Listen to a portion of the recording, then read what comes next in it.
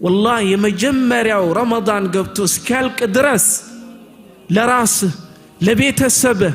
በተለይ ደግሞ ለአላህ ማለት ነው ትልቅ ጊዜ ልንሰጠው ይገባናል በከንቱ አናሳልፈው ኢኽዋን በተለይ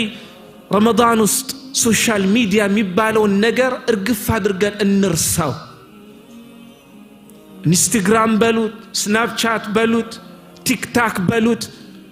ኤውላ ማለት ነው ረመዳን ውስጥ አላውቀህም በሉት በዘመናችን ጊዜያችንን የሚሰርቁ ማለት ነው ሌቦች የበረቱበት ዘመን ላይ ደርሰናል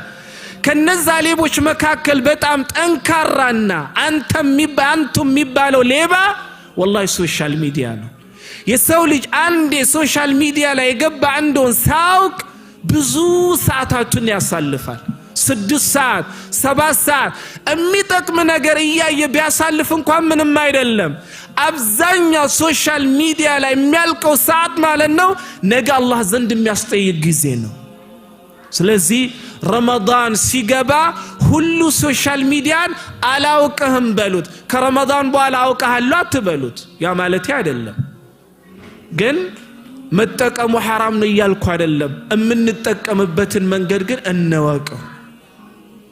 እንጂ እስልምና አልহামዱሊላህ ጭፍን የሆነ ከሁሉ ነገር የሚከለክል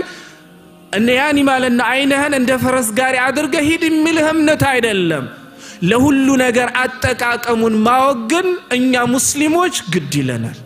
እንጂ መጠቀሙ حرام ነው ይያልኩ አይደለም አንዳንዴ የሆነሽ ነገር መዘን እንወስድና እዛ መስጂድ እኮ እንዲባላል የሚባል ነገር አለ የኛ ችግር ደግሞ በተለይ ከዛ ሀገር ምን መጣ ሰዎች